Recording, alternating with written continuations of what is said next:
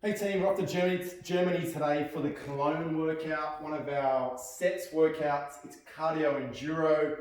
All right, so this one here, you can see there are 6 stations, but each station actually has 2 parts to it. So you can argue there's 12 stations.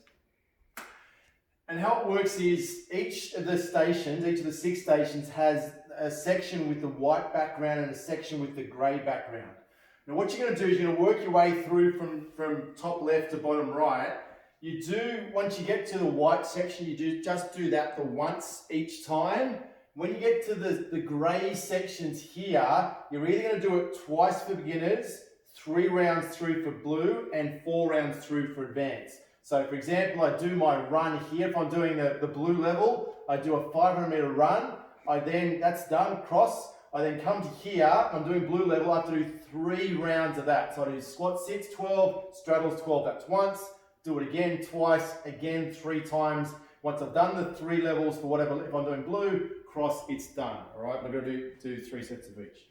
I then move down to the next station, the white background just the once, the gray background 3 times, and I keep on following that same pattern as I go all the way through, okay?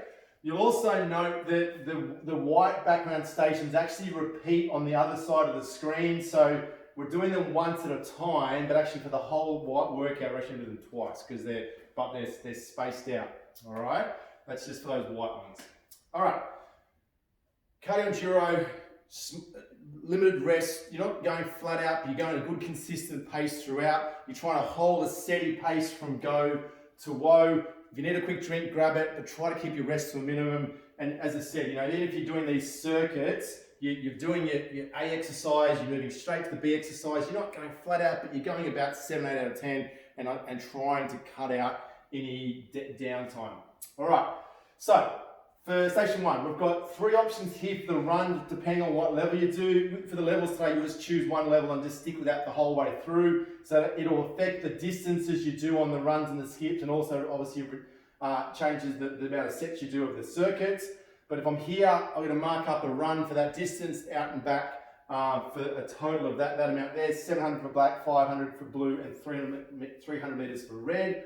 The squat, sits, and straddles, ideally some sort of bench if you can, or could be on a couch maybe. But the squat sits is squatting down, lying down, keeping my feet glued down, come back up, stand up, that's 1. Squat, sit up, like so. If I don't have a bench like that, I could do it on the ground instead, so I squat all the way to the ground and lie down, or I could do it on a couch or an ottoman or whatever I've got. The straddles is hands at the front, most of my weight through my arms, land softly, so I'm straddling over the bench. See how light I'm landing because my weight is through my arms. I'm using that as the pivot point. So yeah, I shouldn't be landing, I should be able to get nice air time and then land soft.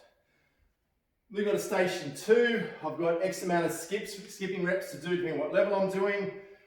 I then move to a little bodyweight station here. So frog jumps, eyes on the horizon, squat down, touch the ground, keeping that chest and eyes up, touch the ground with my fingers, bring my fingers to my knee height as I jump up for 24 of those.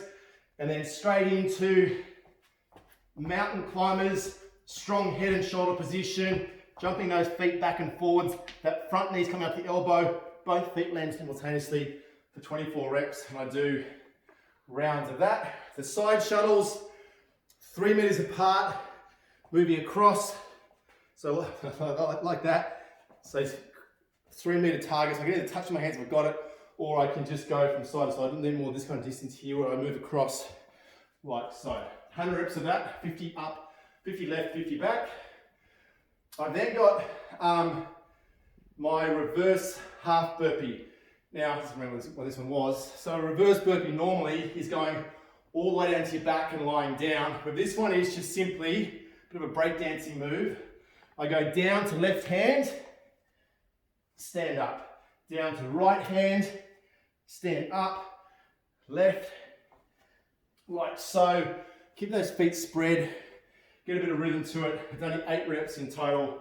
So the bum never touches the ground. Then my prone toe touch, plank position, strong position, Knees stay straight, touch the opposite toe, back to a plank, opposite toe, back to a plank. Keep those legs straight so we get a nice hamstring stretch. And I want to see that perfect plank in between. I don't want to see this followed by this. You've got to come back into that plank each time. Station 4, we do the same run as you did on station 1. You repeat that for the second time. We then have another body weight station. Supine toe touch, like so.